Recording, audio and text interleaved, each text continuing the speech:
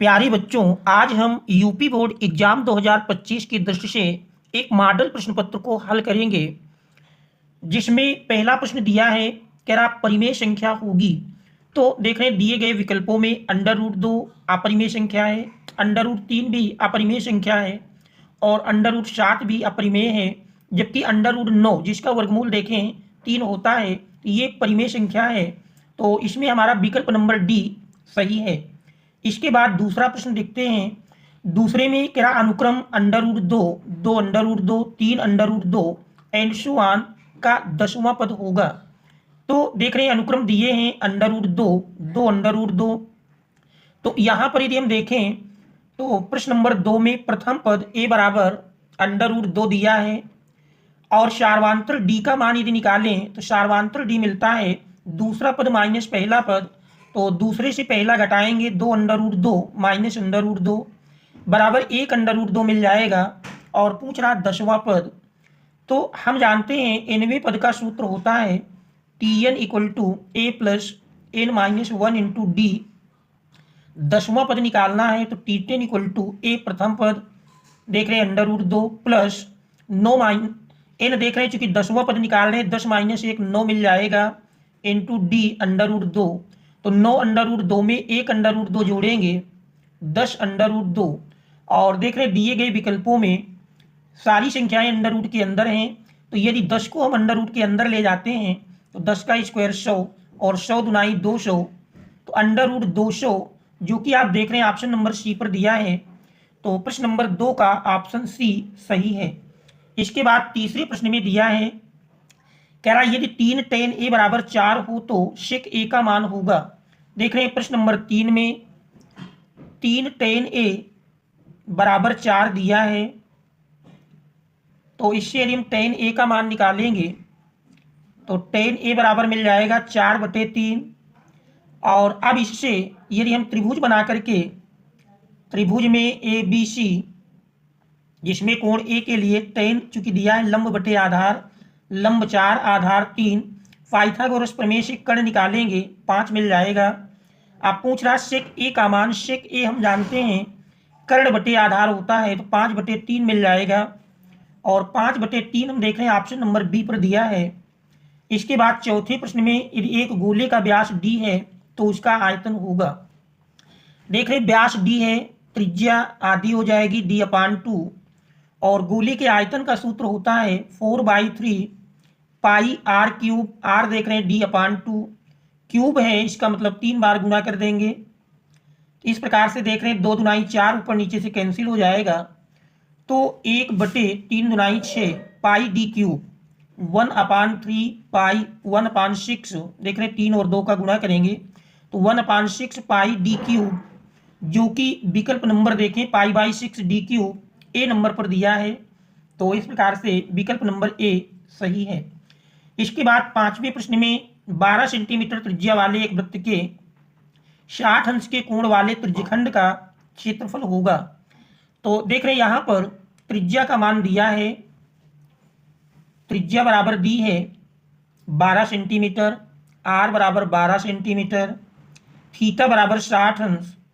त्रिज्यखंड का क्षेत्रफल हम जानते हैं πr², 12 का स्क्वायर 144 इंटू थीटा 60 अंश बटे 360, 6 × 36 और देख रहे हैं 6 दुनाई 12, 2 14, 6 चौको 24, 24 पाई सेंटीमीटर स्क्वायर देख रहे हैं 24 पाई सेंटीमीटर स्क्वायर विकल्प नंबर बी पर दिया है।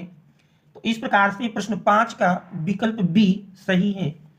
छठे में बारंबारता सारणी के माध्य और माध्यिका क्रमशः 27 और 29 हैं, तो इसका बहुलक होगा।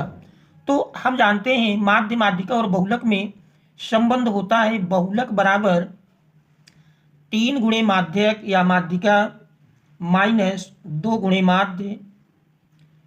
इसी में मान रख देंगे तो 3 गुणे माध्यक, माध्यक देखने दिया है माध्यक 29 है और माध्य देख रहे 27 दिया है, 2 गुणे 27 सरल करेंगे 3 9 27, 3 दुनाई 6 2 8 माइनस 27 दुनाई 54, 87 से 54 घटाएंगे देख रहे 7 से 4 घटा 3, 8 से 5 घटा 3, बहुलक बराबर 33 मिल जाता है जो कि ऑप्शन नंबर सी पर दिया है। इसके बाद फिर देख रहे हैं 7वें प्रश्न में दिया है, कह रहा बिंदु -3 -4 की मूल बिंदु से दूरी होगी। तो -3 -4 की मूल बिंदु से दूरी पूछ रहा है। हम जानते हैं दो बिंदुओं के बीच की दूरी का फार्मूला है, बीच की दूरी d बराबर √x2 - x1 का होल स्क्वायर, अर्थात -3 चूंकि मूल बिंदु के निर्देशांक 0 0 होते हैं, प्लस y2 - y1 का होल स्क्वायर, और y2 देख रहे हैं -4, y1 मूल बिंदु 0 0। तो इस प्रकार से -3 - 0 यानी -3 का स्क्वायर 9, -4 - 0 -4 का स्क्वायर 16, 16 9 25 का वर्गमूल 5 आ जाएगा। और 5 हम देख रहे हैं विकल्प नंबर डी पर दिया है। तो इस प्रकार से प्रश्न 7 का विकल्प डी सही है। 8वें प्रश्न में समीकरण के मूलों की प्रकृति होगी। तो मूलों की प्रकृति हम जानते हैं विविक्तिकर से निर्धारित होती है। तो इस प्रश्न में हम विविक्तिकर का मान निकालेंगे, b² - 4ac। देख रहे हैं तुलना करने पर a बराबर 2, b बराबर 5 और c बराबर 4 है। मान रख देते हैं, b 5 है, 5 का स्क्वायर -4 गुणे a 2 है, और c का मान 4, सरल करते हैं 5 का स्क्वायर 25 -4 गुना 8 और 8 चौक 32। देख रहे 25 से 32 घटाएंगे तो -7। चूंकि विविक्तिकर नेगेटिव है इसलिए समीकरण के मूल वास्तविक नहीं होंगे। तो इसमें हमारा ऑप्शन नंबर डी सी सही है, वास्तविक नहीं। 9वें प्रश्न में दिया है, 9वें प्रश्न में कह रहा 2 10 45 अंश बटे 1 + 10 स्क्वायर 45 अंश का मान होगा। हम जानते हैं 10 45 अंश का मान 1 होता है। तो 2 गुणे 1 2 बटे 1 + 1 का स्क्वायर 1, तो 1 1 2, तो 2 बटे 2 बराबर 1 के मिल जाएगा। तो इसमें ऑप्शन नंबर बी सही है। इसके बाद 10वें प्रश्न में दिया है, देख रहे हैं प्रश्न नंबर 10 में कह रहा एक पाशी को एक बार फेंका जाता है तो एक अभाज्य संख्या के आने की प्रायिकता क्या होगी। तो हम जानते हैं पाशी को एक बार फेंकने पर कुल प्रतिदर्श समष्टि की संख्या यानी 6 अवयव होते हैं। 6 में यदि अभाज्य संख्या देखें तो यहाँ पर यश बराबर 1 2 3 4 5 6, अर्थात यश बराबर 6।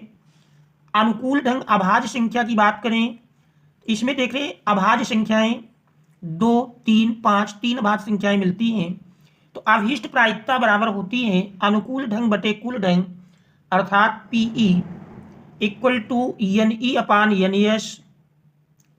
सरल कर लेते हैं, NE 3 है, NS 6 है, 3 एकम 3 3 दूनाई 6 बराबर 1/2 मिल जाता है। और 1/2 हम देख रहे हैं विकल्प नंबर ए पर दिया है।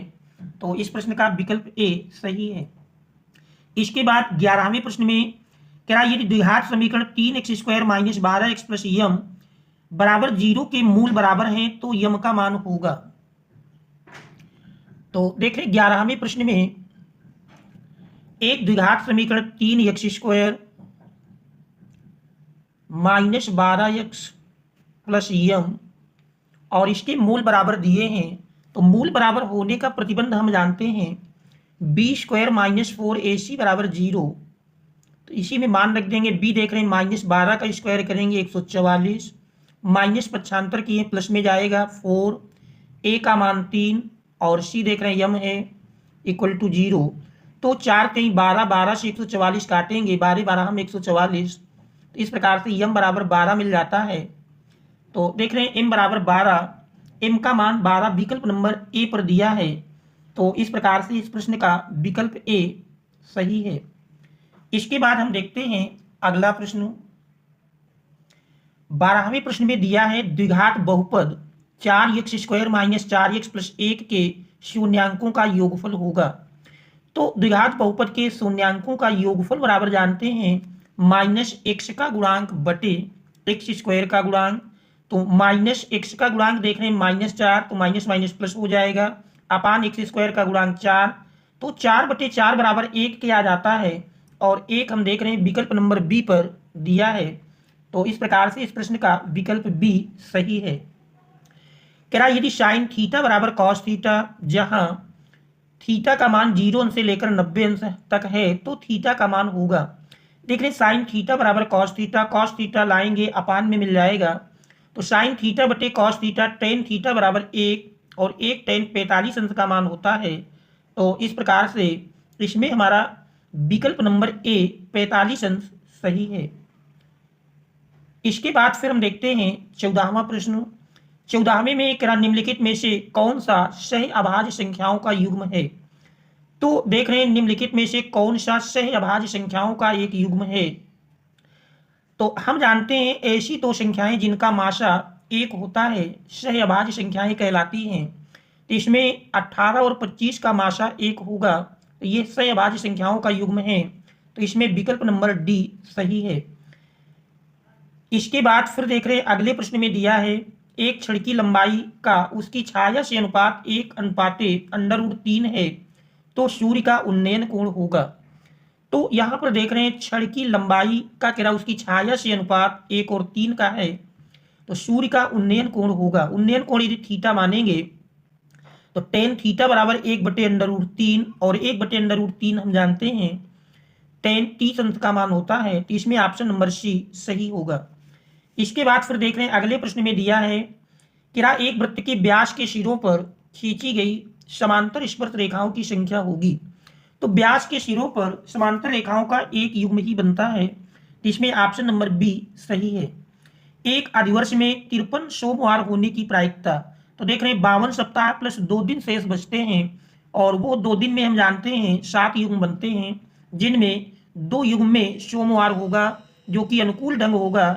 इसलिए अभिष्ट प्रायिकता 2/7 के बराबर मिलेगी, जो कि ऑप्शन नंबर ए पर दिया है।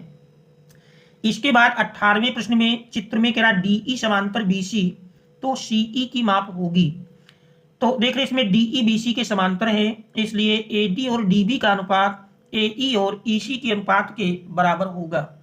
तो यहां पर कह सकते हैं एडी, प्रश्न नंबर 18, एडी अनुपाते डीई, एडी अनुपाते डीबी बराबर मिलेगा एई अनुपाते ईसी, जिसमें एडी की माप देख रहे हैं 1.3 दी है, डीबी 3.9 है, एई 1.5 है, और सीई या ईसी हमको ज्ञात करना है। दशमलव हटाएंगे 13 × 39, देख रहे हैं तिरछा गुणा कर दें तो ईसी बराबर मिल जाएगी 15 × 45 4.5 सेंटीमीटर, जो कि विकल्प नंबर बी पर दिया है। तो इस प्रश्न का विकल्प बी सही है। इसके बाद फिर देख रहे हैं अगला प्रश्न है क्या कैप्सूल संयोजन है। कैप्सूल संयोजन हम जानते हैं एक बेलन एवं 2 अर्धगोलों का होता है, तो इसमें ऑप्शन नंबर सी सही है। इसके बाद फिर देख रहे हैं 20वें प्रश्न में निम्नलिखित बारंबारता सारणी का बहुलक वर्ग होगा। तो देख रहे हैं इसमें चूंकि सबसे अधिक बारंबारता 19 है, जो कि वर्ग अंतराल 15 से 20 की है, इसलिए बहुलक वर्ग 15 से 20 होगा, जो कि ऑप्शन नंबर डी पर दिया है। तो इस प्रकार से इस प्रश्न का विकल्प डी सही है। तो ये सेक्शन ए ऑब्जेक्टिव प्रश्नों का हल है। अगले भाग में हम सेक्शन बी अर्थात खंड बा डिस्क्रिप्टिव क्वेश्चन को लेकर आएंगे। Thanks all of you for watching.